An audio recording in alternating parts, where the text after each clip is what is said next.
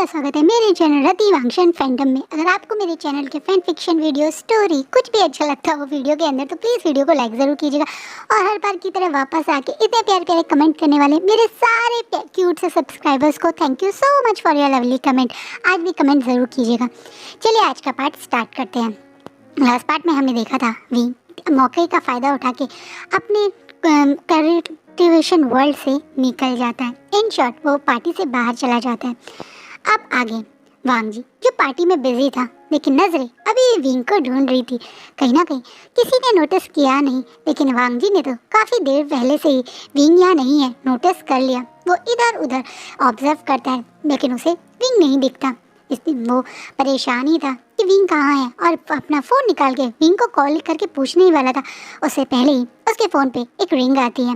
वांग जी इस नंबर को अब एकदम से पहचान के घबरा के फ़ोन उठाता है, क्योंकि ये नंबर किसी और का नहीं बल्कि एक पुलिस ऑफिसर का था, जो वांग जी को कुछ ऐसा बोलता है कि वांग जी सबको वहाँ से एक्सक्यूज़ करके बहुत तेज़ अपनी कार को दौड़ा के सीधा बस स्टॉप ही पहुँच जाता है। ये कोई और नहीं बल्कि वही पुलिस ऑफिसर थे जो कुछ दिनों पहले वांग जी और विंग से टकराए थे, जब विंग ने शोर मचा के वांग जी से किडनैप कर रहा है ड्रामा किया था।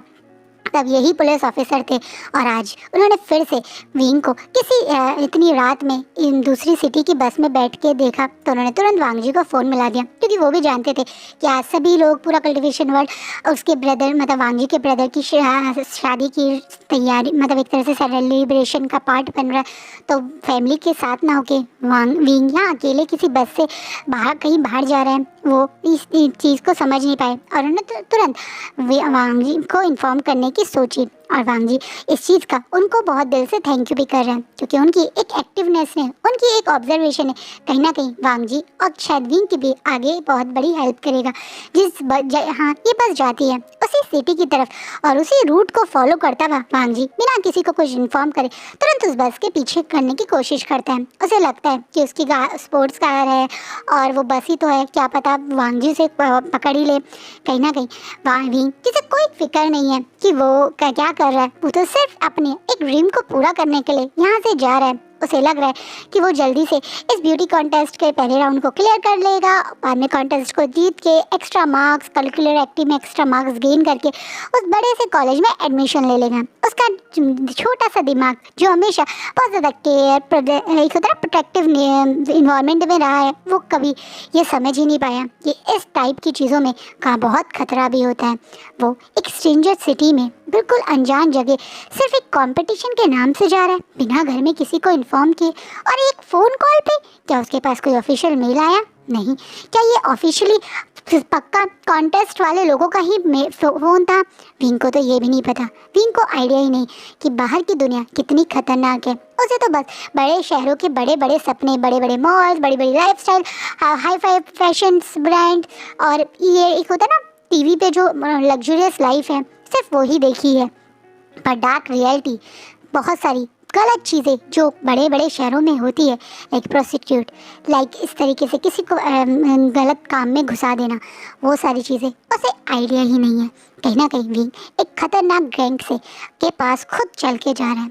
जी हाँ, ये कुछ सचमुच में कोई फ़ोन कॉन्टेस्ट या ये कह दीजिए ब्यूटी कॉन्टेस्ट के लोग नहीं थे, बल्कि कुछ गलत लोग थे जिनके पास विंग की पूरा डाटा पहुंच गया था। इस ब्यूटी कॉन्टेस्ट के ऐसे ही गरीब फैमिली, कमज़ोर फैमिली, छोटे शहर की ओमेगास की डाटास इस एजेंसी से निकाल के इन गलत आदमियों के हाथ में कुछ एजेंसी में जॉब करने वाले लोग पैसों के लिए बेच देते थे। उन्हें बस मतलब होता था कि जो भी कॉन्टेस्ट में पार्टिसिपेट कर रहे हैं उन लोगों की इन्फॉर्मेशन इन लोगों को पैसे में बेच देना। उन्हें कोई मतलब नहीं होता था ये इस इन्फॉर्मेशन को कैसे यूज़ करेंगे या क्या करेंगे। कई बार कुछ भोले भाले ओमेगास यही सोच के कि सचमुच में इन्हें एक तरीके से कॉन्टेस्ट वाली एजेंसी से कॉल आया, वो यहाँ पे आ जाते हैं और बड़े शहर में आकर वो इन जैसे दरिंदों के हाथों में पहुँच जाते हैं। विंग के साथ भी आज यही होने वाला था। विंग ये चीज़ जानता ही नहीं था कि ऐसा भी हो सकता है, इसलिए वो मासूम सा 18 साल का क्यूट सा ओमेगा जो हमेशा घर में एक पैम्पर बन के रहा है, जिसे हमेशा एक गार्ड, बॉडी गार्ड, उसका ध्यान रखने वाले उसके सराउंडिंग के सारे फैमिली मेम्बर्स होते थे। उस सब में छोटा ही तो है, क्योंकि बाकी सब तो बड़े हैं उस एज में, और वो सब उसे क्यूट विंग, प्यारा विंग, छोटा विंग कर करके बस लाड जताते रहते हैं। असली रियलिटी तो विंग ने कभी देखी ही नहीं अपनी आंखों से।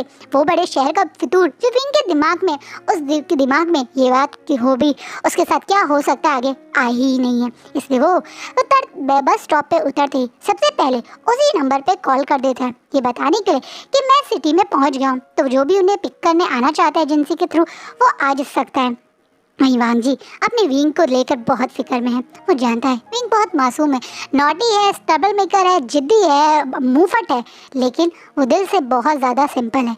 उसे दुनियादारी, ये तेजपना, लोगों के अंदर नेगेटिविटी दिखती ही नहीं है। इसलिए वो कहीं ना कहीं विंग के अचानक से सबसे छुप के अकेले इस शहर में जाने की वजह से वांग जी के हाथ भी बहुत ज़्यादा घबरा रहे हैं। उसके हाथ जोर जोर से काँप रहे हैं। वो ड्राइविंग व्हील पे घबराया हुआ बैठा हुआ है। उसकी आंखों के आगे अजीब अजीब सी इमेज आ रही है कि उसके विंग के साथ क्या हो सकता है। हाँ, उसका विंग, क्योंकि विंग उसका फियांसे है, उसका ओमेगा है, और सबसे बड़ी बात वो उसका फैमिली मेम्बर है। वो आंट जिसे वांग जी बहुत प्यार करता है, जिन्हें बिल्कुल अपनी मदर मानता है।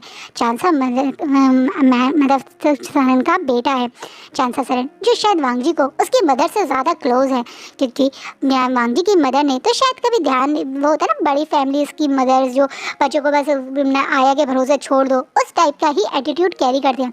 लेकिन चांसा सरन ऐसी नहीं है। वो जितना विंग का ध्यान रखती है उतना ही वांग जी का ध्यान रखती है। आज शायद वांग जी विंग के से ज़्यादा चांसा सरन के बारे में सोच सोच के घबरा रहा है। उसे पता है जब मदर को पता चलेगा कि विंग वहाँ नहीं है तो उन्हें तो ऑलमोस्ट हार्ट अटैक ही आ जाएगा। और वो जब घबरा रहा है कि कम से कम किसी और को पता चले उससे पहले वो विंग के पास पहुंच जाए। वो इसलिए बहुत तेज स्पीड में आज सारे रूल्स तोड़ के, वो वांग जी जो हमेशा रूल फॉलो करता है, वो सब रूल तोड़ वाड़ के आज विंग की बस का पीछा कर रहा है। वो वहाँ पहुँचता है, लेकिन हैरानी उसे तब होती है कि विंग उसकी आंखों के सामने किसी और की कार में बैठ के कहीं जा रहा है। विंग किसी और की कार में बैठ के जा रहा है, ये देख के वांग जी भी घबरा के इस कार का पीछा करने लगता है। वहीं विंग आराम से कार में बैठता है तो देखता है कि गाड़ी में उसके अलावा भी 3 और अल्फा हैं। विंग को थोड़ा अजीब तो लगता है, लेकिन उसे लगता है कि ये कंपटीशन या एजेंसी के लोग हैं, इसलिए वो ज़्यादा रिएक्ट नहीं करता। उनमें से एक अल्फा उसके हाथ में एक पानी की बोतल देता है कि अरे तुम ट्रैवल करके आ गए होंगे, थक गए होंगे, लो थोड़ा पानी पी लो।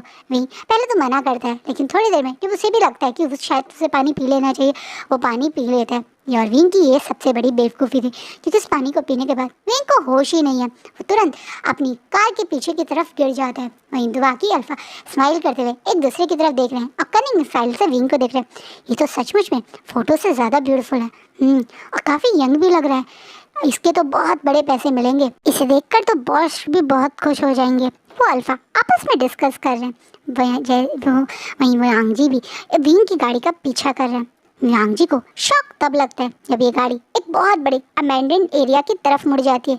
एक बड़ी सी बिल्डिंग के अंदर गाड़ी चली जाती है। वहीं वांग जी इस वो पार्ट मतलब एक तो ना गेट खुला, गाड़ी अंदर चली गई और गेट बंद हो गया, इस टाइप से हुआ। तो बेचारा वांग जी अंदर नहीं जा पाया, लेकिन अब वो घबराया हुआ है। इतनी अबैंडन्ड जगह, ऐसी जगह वहीं किसी और के साथ किसी और की गाड़ी में बैठ के आ सकता है। वांग जी को अब विंग पे बहुत गुस्सा आ रहा है। उसका मन कर रहा है कि ये अभी अंदर घुसे और सबसे पहले तो विंग की पिटाई लगाए कि विंग एक नंबर का बेवकूफ़ है, क्या कर क्या रहा है वो। पर उससे ज़्यादा उसको बहुत ज़्यादा विंग की टेंशन हो रही है। अब तक वांग जी किसी को इन्फॉर्म नहीं करना चाहता था, लेकिन अब वांग जी दोबारा से उस पुलिस ऑफिसर को कॉल करता है और सिचुएशन बताता है कि विंग किसी अबैंडन्ड प्लेस में एक कार के अंदर गया है और उसे पता नहीं कि ये एरिया कौन सा है, या यहाँ पे इस सिटी में वो ज़्यादा किसी को जानता नहीं। इसी कारण वो पुलिस ऑफिसर तुरंत उस एरिया मतलब जहाँ वांग जी ने बताया उस सिटी के एक पुलिस पर्सन को जिसको वो जानता है उसका नंबर शेयर कर देता है, जिसे भी वांग जी तुरंत उस पुलिस ऑफिसर को कॉल करके सब कुछ बता देता है। वहीं दूसरी तरफ वो पुलिस ऑफिसर वांग जी की इस कॉल के बाद और ज़्यादा घबरा गया है। पहले तो उसे लगा था कि इसने कोई बदमाशी करी है या कहीं छुप के जा रहा है, लेकिन अब वो किसी बड़ी मुसीबत में फंस गया है। ये जानने के बाद वो पुलिस ऑफिसर भी अब अपने ऊपर कंट्रोल नहीं करता और वो सीधा उस वेन्यू में पहुँच जाता है जहाँ पे पार्टी चल रही है। वो चाहता है कि ये बात बड़ों को भी पता चले, यानी चिंगेजुन और रानपुर और बाकी सबको, क्योंकि वो उसे कोई अपनी साइड से मिस्टेक नहीं करनी है। ये पुलिस की एक होता है ना सिक्स सेंस कह दो या उनकी एक्सपीरियंस कह दो कि उन्हें जरा सी बातों पे शक होता है और ज़रा सी बातों को वो इग्नोर नहीं करते हैं, जैसे ये पर्सन भी नहीं कर रहा। ये पुलिस ऑफिसर बहुत स्मार्ट है, इसलिए उसने तुरंत बड़े लोगों को इन्वॉल्व करने की सोची, क्योंकि ये लोग हाई फाई लोग हैं, इनकी पार्टीज हाई फाई लोगों के कनेक्शन में होती है और इस समय शायद हाई फाई लोगों का भी कनेक्शन में यूज़ होना ज़रूरी है। वहीं दूसरी तरफ अभी सब लोग जो पार्टी में इंजॉय कर रहे थे, मतलब खुश हो रहे थे, वो वहीं दूसरी तरफ चांसा सरन जो मिंग्याओ के साथ तो थी, लेकिन वांगजी और विंग को यहाँ ना देख कर थोड़ा परेशान तो हो रही थी, लेकिन उन्हें लगा कि विंग और वांगजी एक साथ हैं तो ठीक ही होंगे, इसे वो ज़्यादा स्ट्रेस नहीं ले रही थी। लेकिन जब वहाँ पुलिस ऑफिसर आके सबको इकट्ठा करके सच बताता है तो ये सब लोगों के एक्सप्रेशन चेंज हो जाते हैं। ऑलमोस्ट पार्टी एंड होने के कगार पे थी, तो यहाँ बहुत कम लोग रह गए थे, लेकिन वो सब लोग घर के मेंबर थे, यानी जैसे वैन फैमिली, वी फैमिली, लैन फैमिली और एक तरीके से जियांग्स फैमिली, ये सब लोग विंग और वांगजी ऐसी जगह पहुंच गए। ये सुन के बहुत घबरा जाते। चांसा सरन तो रोते रोते ही मतलब सोफे पे बैठ जाती है, जिनको मिंग्याओ संभाल रहे हैं। वहीं दूसरी तरफ यानली भी एकदम से अपना फ़ोन निकाल के तुरंत अपने हस्बैंड यानी जिन जुशान को कॉल कर देती है। जुशान भी उसी सिटी में यानी बिजिन सिटी में ही है। कहीं ना कहीं इस चीज़ को सुनकर सब लोग परेशान होते हैं। वहीं तुरंत वी चांसे के दिमाग में एक बार स्ट्राइक करती है कि जो अभी आए हुए हैं, यानी जो एक तरीके से उनके बहुत फेमस बहुत बड़े क्लाइंट यहाँ आए हुए हैं, वो भी बिजिन सिटी से हैं और वो काफ़ी फेमस नाम है, तो उनसे भी बात करना चाहिए। इसलिए वो लोग उन्हें भी कॉल मिला लेते हैं ताकि वो भी कुछ हेल्प कर सके। वहीं दूसरी तरफ चिंगे जून, लान कुरैन, वैन रोहान, यांग फैमिया, ये सब लोग, क्योंकि ये लोग चाहे आपस में कैसे भी रिलेशनशिप हो, लेकिन अपने बच्चों को बहुत प्यार करते हैं। सबके बच्चे एक दूसरे के लिए बहुत इंपॉर्टेंट है। वहीं वैन रोहान चाहे लैन फैमिली से बहुत नाराज़ हो, क्योंकि वो चाहता था कि लान शिचैन की शादी वैनचिंग से हो जाए, जो कि एक बेटा है, लेकिन उसकी बात नहीं मानी गई थी। लेकिन इस समय वो लैन फैमिली पे गुस्सा नहीं है, बल्कि उसे भी लांग वांगजी और विंग की फिक्र हो रही है। एक ऐसी जगह वो लोग पहुंच गए जिनके बारे में मतलब जिसे सुनने में ही कितना खतरनाक लग रहा है, तो वो भी अपने बच्चों को सेव करने के लिए इधर उधर फ़ोन मिलाने शुरू हो जाते हैं। वहीं दूसरी तरफ वांगजी अब बहुत देर तक बाहर पुलिस का वेट करता रहता है। उसे लगता है अब आएगी, पर जब वो देखता है कि पुलिस नहीं आ रही तो उस पर अपने ऊपर कंट्रोल नहीं होता। वो तुरंत अब कार से निकल के उस बिल्डिंग में छुप के घुसने की कोशिश करता है।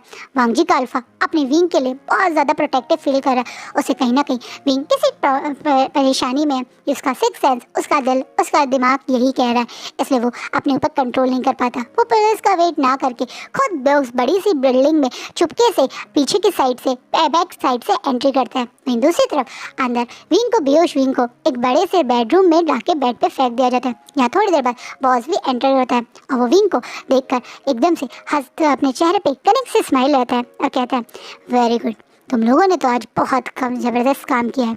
इतना ब्यूटीफुल ओमेगा, ये तो सचमुच में हमें बहुत ज़्यादा प्रॉफिट दे सकता है और देखने में भी काफ़ी यंग है, तो पक्का ये वर्जन होगा। इसके गले पे भी कोई मार्क नहीं है। इस अनमार्क्ड ओमेगा से हम कितने पैसे कमा सकते हैं तुम लोग सोच नहीं सकते हो। पर बॉस, इसके कपड़े देखकर तो ये कहीं से गरीब नहीं लग रहा। इसके डाटा में इसने ज़्यादा इन्फॉर्मेशन नहीं दी थी, लेकिन इसके कपड़ों से काफ़ी हाई फाई लग रहा है। अब इन सब लोगों में से एक असिस्टेंट कह लो या इनका काम करने वाला बंदा कह लो, वो बोलता है, अरे तुम घबरा क्यों रहे हो, ये कितने भी अमीर फैमिली का बेटा होगा, लेकिन बीजिंग में तो इसे कोई नहीं जानता। इस बात का मुझे पक्का श्योर है, क्योंकि बीजिंग में हमारी एजेंसी के बारे में सब जानते हैं, पर ये बेवकूफ़ कहीं उसका दूसरे टाउन से आया तो इसे नहीं पता कि ये कितनी बड़ी मुसीबत में फंस गया है। कहीं ना कहीं ये एजेंसी पहले से इसी तरह से बदनाम है।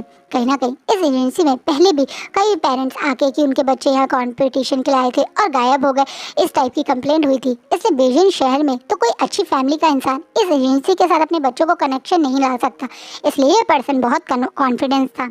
वहीं दूसरी तरफ विंग अब हल्के हल्के से अपना सर खोल मतलब पकड़ के बेड पे बैठता है और चारों तरफ का नज़ारा देख के शॉक हो जाता है।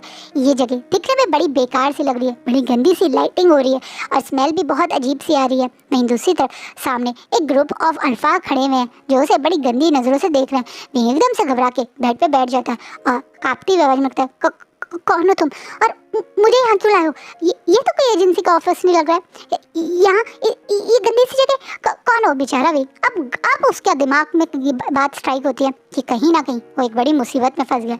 इस बात पे वो सबका बॉस स्माइल करता हुआ अपनी जगह से आगे आता है और एकदम से बोलता है, बिल्कुल सही पहचाना तुमने, तुम किसी एजेंसी के ऑफिस में नहीं हो, बल्कि हमारे ऑफिस में हो, हमारे वर्किंग प्लेस पे हो, जहाँ हम तुम जैसे ओमेगास को बहुत अच्छे से टेस्ट करते हैं।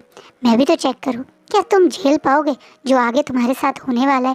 विंग अब बहुत ज़्यादा घबरा जाता है। उसके इन अल्फा फॉर्मर्स को भी वो समझ रहा है कि कहीं ना कहीं ये लोग उसे गंदी मतलब एक लस्ट भरी फीलिंग्स के साथ देख रहे हैं। इनके फेरोमोन्स वीक को बहुत ज़्यादा डिस्गस्टिंग और वीक फील करवा रहे हैं। ऊपर से उसे बहुत ज़्यादा घबराहट हो रही है। घबराहट में अब वो भी अपने ओमेगा फॉर्मर्स, घबराने वाले डर वाले चार रिलीज करने लगते हैं। वहीं वांग जी जो विंग को इधर उधर ढूंढ रहा था, उसे विंग के जो फेरोमोन्स फील होते हैं, विंग की ये प्यारी सी हमेशा इसमें लोटस और हनी की मिक्स स्मेल हमेशा उसे बहुत काम मतलब लड़ता है, झगड़ता है, गुस्सा करता है, लेकिन उसके बावजूद भी उसके स्मेल में कभी इतनी नर्वसनेस, इतनी घबराहट और इतना ज़्यादा डर नहीं होता जितना इस स्मेल से वांग जी फील कर सकता है। वांग जी उस रूम की तरफ दौड़ के पहुंचता है और जैसे गुस्से में जोर से लात मार के उस रूम का डोर खोलता है तो सामने देखता है विंग घबराया हुआ बेड पे एक साइड पे बेड अपने पूरे फेस को अपने दोनों पैरों में छुपा के घबरा रहा है। वहीं दूसरी तरफ से उसके बेड के सराउंडिंग में कुछ लोग खड़े हैं और एक पर्सन उस बेड पे चढ़ने की कोशिश कर रहा है। वांग जी ये नज़ारा देख के पूरी तरह से चीज़ें समझ भी चुका है और अब बहुत ज़्यादा ट्रिगर भी हो चुका है।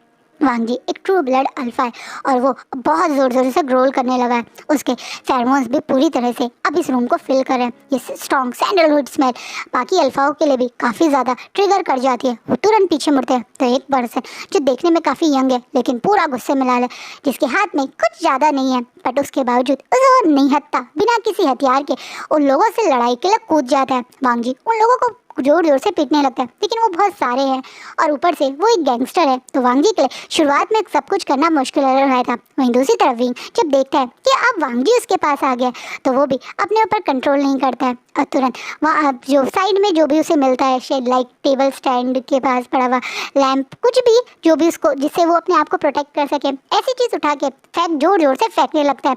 जी वांग जी और विंग एक साथ अब इन लोगों से लड़ रहे हैं। शुरुआत में तो सबको लगा था कि इन दोनों को आराम से टैकल कर देंगे, लेकिन अब ये दोनों पूरी तरह से इन लोगों पे भारी पड़े। वांग जी जो गुस्से में पूरी तरह से लाल है, वहीं विंग जो वांग जी के साथ देखकर अपने फॉर्म में आ गया, यानी डरा और घबराया हुआ नहीं बल्कि लड़ने के लिए बिल्कुल फॉर्म में आकर अब उन लोगों से बराबर लड़ और वो एक बड़ा सा वास का उठा के सीधा उसके यानी जो बॉस था इन सबका उसके सर पे पीछे से मार देते हैं, जैसे वो अपना सर पकड़ के तुरंत फ्लोर पे गिर जाते हैं। वहीं सब छेले चपाटे जो अभी वांग जी से लड़ रहे थे जब देखते हैं कि उनके वो बॉस को चोट लगी तो उनका ध्यान भी वांग जी से हट के सीधा बॉस पे आ जाता है। वहीं जब वांग जी देखता है कि इन सबका ध्यान हट गया, वो तुरंत विंग का हाथ पकड़ के बाहर की तरफ दौड़ पड़ता है। वहीं विंग पहले तो वांग जी को देख के डर रहा है कि पर उससे ज़्यादा उसे बहुत सिक्योर फील हो रहा है। उसे आज पहली बार वांग जी को देख के इतनी खुशी हुई, उसे ऐसा लगा जैसे वो इस समय सिर्फ किसी इंसान को अपने पास चाहता था तो वांग जी को ही चाहता था। विंग को महसूस हुआ कि जब वो डरा हुआ घबराया हो उन अफवाह के बीच में था तो उसे अपने मदर और फादर से पहले वांग जी का ध्यान आया। पता नहीं क्यों उसे लगा कि काश वांग जी उसके साथ होता, जैसे हमेशा वो उसके आसपास रहता है। कहीं ना कहीं आज वांग जी को यहाँ देखकर विंग बहुत ज़्यादा खुश है और कहीं ना कहीं बहुत ज़्यादा सेफ भी फील कर रहा है। ये लोग ऐसे ही बाहर की तरफ दौड़ते हैं, पहले तो छुप के दौड़ा था लेकिन अब तो वांग जी छुप विंग को बचाते हुए सामने की तरफ ही दौड़ पड़ता है। वहीं दूसरी तरफ वो लोग जब देखते हैं उनका बॉस मतलब एक तरह से बॉस को चोट लगी है, वो बॉस को सेव करते हुए उन लोगों के पीछे करने के लिए शोर मचा देते हैं। आगे तुरंत विंग की उस बिल्डिंग से बाहर लाके अपनी कार में बैठाता है और कार जोर से ड्राइव कर देता है। वहीं दूसरी तरफ वो लोग भी अब इनकी कार का पीछा कर रहे हैं। कहीं ना कहीं वांग जी अपनी लाइव लोकेशन पहले ही पुलिस के साथ ये शेयर कर चुका था तो उसे यकीन है कि ये लोग कहीं भी जाएंगे तो पुलिस इन्हें फॉलो करते हुए वहाँ पहुँच ही जाएंगे, इसलिए वो बहुत जल्दी से बस इस अबेंडेड एरिया से निकलना चाह रहा है। वहीं विंग अब वांग जी को देखकर अब जब ये दोनों बिल्कुल उस अबेंडेड एरिया से बाहर की तरफ निकल जाते हैं, आसपास में कौन सा पुलिस स्टेशन है अभी इन्हें आइडिया नहीं है, लेकिन वांग जी जब देखता है कि एक एरिया है जहाँ पे मतलब ये छुप सकता है या ये कार इनकी छुपी हुई है और किसी को दिखेगी नहीं, ऐसे थोड़ा झाड़ियों के पास अपनी कार को लगा के कार रोक के अब पुलिस को दोबारा कॉल करके इन्फॉर्म करता है कि वो किस एरिया में। वहीं वांग जी इन्फॉर्मेशन मतलब कॉल करने के बाद तुरंत अपना फ़ोन बंद करते विंग को गुस्से में घूर घूर के देखने लगता है और एकदम से गुस्सा करते हुए बोलता है, ये क्या बदतमीजी थी विंग, तुम्हें पता है तुम क्या कर रहे थे, तुम कितने बड़े खतरे में आ गए थे, तुम्हें कुछ आइडिया है, तुम अपना दिमाग कभी यूज़ कर सकते हो, हमेशा सिर्फ गलती करते रहना, मुसीबत में पड़ जाना, यही आता है ना तुम्हें। आज आज क्या हो सकता था तुम्हारे साथ, तुम्हें थोड़ा आइडिया है? वांग जी विंग पे बहुत गुस्सा कर रहे हैं। वहीं विंग तो बिल्कुल वांग जी के आज गुस्से को रिएक्शन ना देते हुए तुरंत वांग जी को कस के गले लगा लेते हैं और उसके गले लगाए हुए जोर जोर से रोने लगते हैं। जैसे अब उसे वांग जी के से गुस्सा डांट नहीं बल्कि प्यार चाहिए, जैसे वो फील करना चाहते हैं कि अब वो सेफ है। विंग भी तो बहुत डर गया था। विंग को तो एक सेकंड के लिए ऐसा लगा कि आज उसके साथ क्या होगा। इतने सारे अल्फा उसे कितनी गंदी नज़रों से देख रहे थे उस रूम में। वो कितना अकेला था और कितना डरा हुआ था। वांग जी को वहाँ देखकर उसके दिल में जो तसल्ली हुई, जो खुशी हुई, वो अब वांग जी को वो हक करके फील करना चाहता है। उसे सेफ फील होना है, उसे यकीन होना है कि अब वो सेफ है क्योंकि वो वांग जी के पास है। वहीं वांग जी भी विंग को ऐसे रोते हुए अपने गले लगा के देखकर अब थोड़ा अपने आप को शांत करता है और प्यार से विंग की कमर को सहलाने लगता है और उसे और ज़्यादा कस के गले लगा लेता है। उस हालत में विंग को वहाँ देखकर वांग जी का दिल भी बहुत डर गया, घबरा गया था। उसे भी उम्मीद नहीं थी कि ये लोग इतनी बड़ी मुसीबत में फंस सकते हैं। वो प्यार से विंग को शांत करता है और आज पहली बार विंग पे ना गुस्सा करते हुए, ना चिल्लाते हुए, बहुत काम आवाज़ में उसे बहुत प्यार से माथे पे हल्का सा किस करके उसे शांत करते रहते हैं। शांत हो जाओ, तुम सेफ हो, मैं तुम्हारे पास हूँ और मैं तुम्हें कुछ नहीं होने दूंगा। वो लोग कितने गंदे थे, उनके पास से कितनी गंदी स्मेल आ रही थी, वो उनके फेरोमोन्स कितने घटिया थे। मैं बहुत डर गया था। मुझे तुम्हारी बहुत याद आ रही थी। तुम मुझे डांटो मारो पर तुम सब हमारे साथ मुझे हमेशा कंफर्टेबल फील होता है। तुम्हारे फेरोमोन्स कितने अच्छे होते हैं और उनके इतने गंदे थे। मुझे उल्टी का मन कर रहा था, मुझे वहाँ से भागने का मन कर रहा था। मैं बहुत बड़ा इडियट हूँ पर मैं जानबूझ के नहीं कर रहा था। बेचारा भी बहुत डरा हुआ है, बहुत घबराया हुआ है और वो बहुत ज़्यादा वांगजी के अब चेस्ट में अपने फेस को और ज़्यादा अंदर पुश कर रहा है, जैसे वो वांगजी की इस सैंडलवुड स्मेल को दोबारा इनहेल करना चाहता है। वो गंदी सी अल्फा की स्मेल, वो फेरोमोन्स को बिल्कुल भी फील नहीं करना चाहता।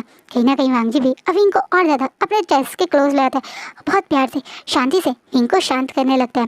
कहीं ना कहीं वांगजी बहुत देर से पुलिस का वेट कर रहा है पर उसे समझ नहीं आ रहा है कि पुलिस इस एरिया में क्यों नहीं आ रही है। कारण ये है कि जो नंबर उसको दिया था पुलिस ऑफिसर ने, वो एक छोटा सा पुलिस ऑफिसर था। उसने अपनी टीम को बताया भी पर उसकी टीम इस एरिया में नहीं आ सकती। ये बीजिंग का बदनाम एरिया है, ये बहुत ज़्यादा बड़े बड़े गैंगस्टर्स रहते हैं, बहुत ज़्यादा गलत लोग रहते हैं और यहाँ पे अकेले एक टीम के साथ वो नहीं आना चाहता। वहीं दूसरी तरफ वांगजी और विंग बेचारे डरे हुए इस अंधेरे में अपनी कार में छुपे हुए हैं पर उन्हें भी डर लग रहा है कि पुलिस आ क्यों नहीं रही है। वहीं दूसरी तरफ शिचैन और बाकी सब लोग यानी कुरैन चिंगजुन भी अब जल्दी से अपने बड़े बड़े जो जान पहचान के लोग हैं उन्हें फ़ोन कर रहे हैं और सबसे पहले तो वी चांद से अब लान कुरैन के साथ सीधा मिस्टर ब्योंग के पास पहुंच जाते हैं क्योंकि वो जानते हैं कि वो काफ़ी फेमस बीजिंग सिटी का नाम है, बहुत बड़े बिजनेसमैन हैं, तो शायद वो किसी हाई फाई पुलिस ऑफिसर्स या हाई पोजीशन के लोगों को जानते होंगे। वहीं ब्योंग विसॉक भी मैं अपने फादर मिस्टर ब्योंग के साथ था और जब वो सुनता है कि विंग गायब है तो उसको भी विंग की फिक्र हो जाती है। पहली नज़र में उसे भी विंग बहुत अट्रैक्टिव, बहुत भोला और मासूम लगा था। उसकी तरफ अट्रैक्ट होने का रीज़न यही था कि वो एक छोटे से टाउन का एक मासूम सा ओमेगा था।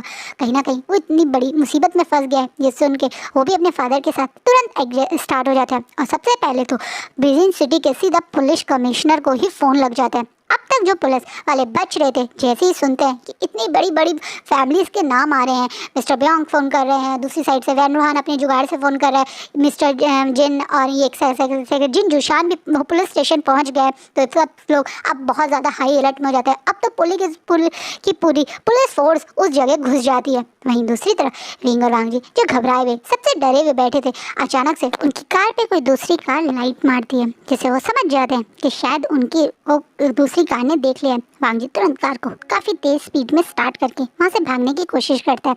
थोड़ी दूर तक वो फिर से उनकी कार से बचते हुए भागते भी हैं लेकिन आगे आके उन्हें चारों तरफ से कार ने घेर लिया। वहीं बहुत ज़्यादा डरा हुआ है और वांगजी के चेहरे पे भी हल्का डर है। वांगजी अपनी मतलब हर बार कार में लोग सेफ्टी पर्पज से कुछ ना कुछ रखते ही हैं तो विंग के पास एक लंबी सी हथौड़ी थी जो वो मतलब वांगजी अपनी कार में रखता था फॉर लाइक कभी कुछ गड़बड़ हो जाए तो उसके यूज़ कर ले।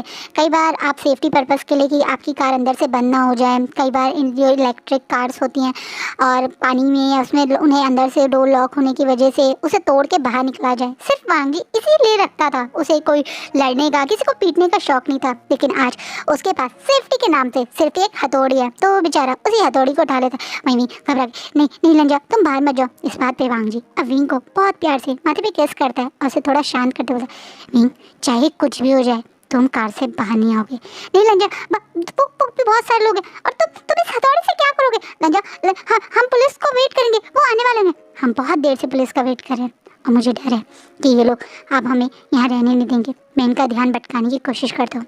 इस फ़ोन पे जो नंबर है उस पर दोबारा से कॉल करो और जब तक कॉल करते रहो तब तक वो लोग यहाँ आए नहीं। नहीं लंजा, मैं तुम्हें बाहर नहीं जाने दूंगा। अगर अगर अगर तुम्हें कुछ हो गया तो मेरा क्या होगा? लंजा प्लीज़ प्लीज़ तुम बाहर मत जाओ, हम वेट करेंगे।